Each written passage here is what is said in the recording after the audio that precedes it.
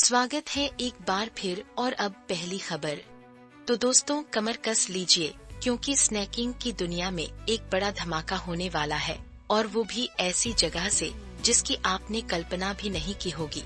क्या आपकी पसंदीदा कुरकुरी चीज अब सेहतमंद होने वाली है और इसके परिणाम तो होश उड़ाने वाले हैं। तो दोस्तों अपनी जबान को थामे रखिए, भारत का स्नैक बाजार तो जैसे फूट पड़ा है। 2032 तक लगभग दोगुना होने वाला है और स्क्रीन पर ये टेक्स्ट देखिए, 95,000 करोड़ का स्नैकिंग खेल। हम बहुत बड़े आंकड़ों की बात कर रहे हैं जिसका कारण शहरी भारत की स्वस्थ विकल्पों की भूख है और ये आंकड़े तो बस चौंकाने वाले हैं। इसीलिए कर्क्यो ने, जी हाँ कर्क्यो ने अभी एक बड़ा धमाका किया है। उन्होंने ज्वार पप्स लॉन्च किए हैं, एक मोटे अनाज आधारित स्नैक, वो भी ऐसी कीमतों पर जो हर कोई खरीद सकता है। यह ऐसा करने वाला पहला राष्ट्रीय ब्रांड है और सबूत यही आपके सामने है। यह सचेत स्नैकिंग पर एक बड़ा दांव है। महामारी के दौरान हम पारंपरिक ज्ञान की ओर लौटे और कर्क्यो उसी लहर को पकड़ रहा है, एक पारंपरिक अनाज के साथ कुछ सचेत माइंडफुल पेश कर रहा है।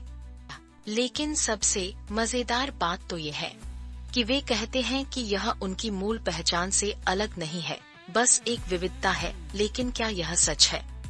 क्या यह एक समझदारी भरा कदम है या एक बहुत बड़ी गलती?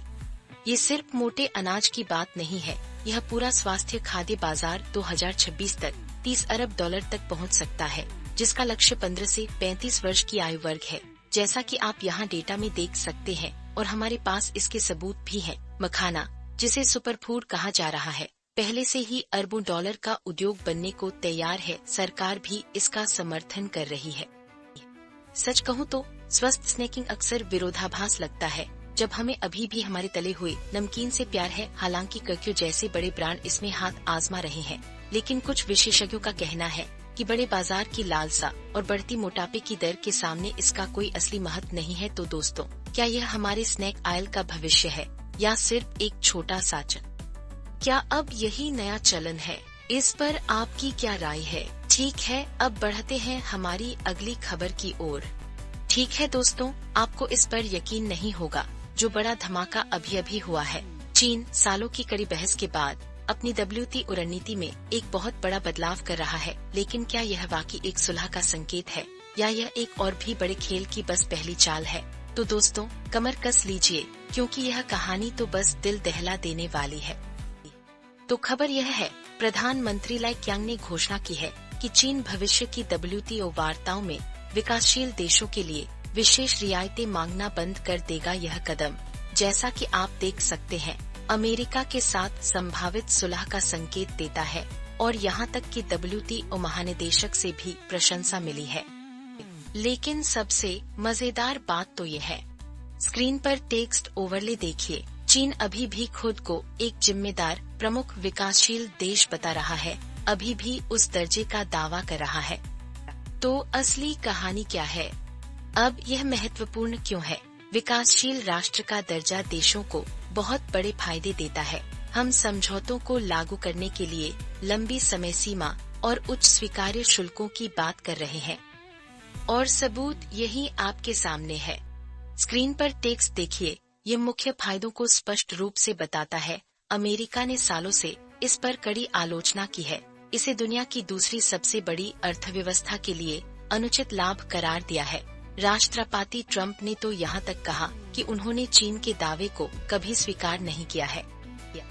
यह घोषणा चीनी नेता ज़ाई जिनपिंग और अमेरिकी राष्ट्रपति ट्रंप के बीच नियोजित शिखर सम्मेलनों से ठीक पहले आई है। हम एक फोन कॉल, दक्षिण कोरिया में एक मुलाकात, यहाँ तक कि एक टिकटॉक डील की बात कर रहे हैं। विश्लेषकों का कहना है कि ये इशारे तनाव कम होने की ओर इशारा करते हैं और इसके परिणाम तो होश उड़ाने वाले हैं। लेकिन क्या यह वाकई उन लंबे समय से रुकी हुई WTO सुधारों में गति ला पाएगा? क्या यह एक समझदारी भरा कदम है या एक बहुत बड़ी गलती? तो क्या चीन आखिरकार अपनी ढाल छोड़ रहा है या ये व्यापक वार्ताओं में लाभ उठाने के लिए एक सोची समझी चाल है? वैश्विक व्यापार के भविष्य और WTO की संरचना के लिए इसका क्या मतलब है? तो असली कहानी क्या है? अपने विचार नीचे कमेंट्स में बताइए दोस्तों, क्योंकि यह रहस्य अभी खत्म नहीं हुआ है। फिलहाल के लिए इतना ही। आपसे फिर मुलाकात होगी कुछ और नई और दिलचस्प खबरों के साथ।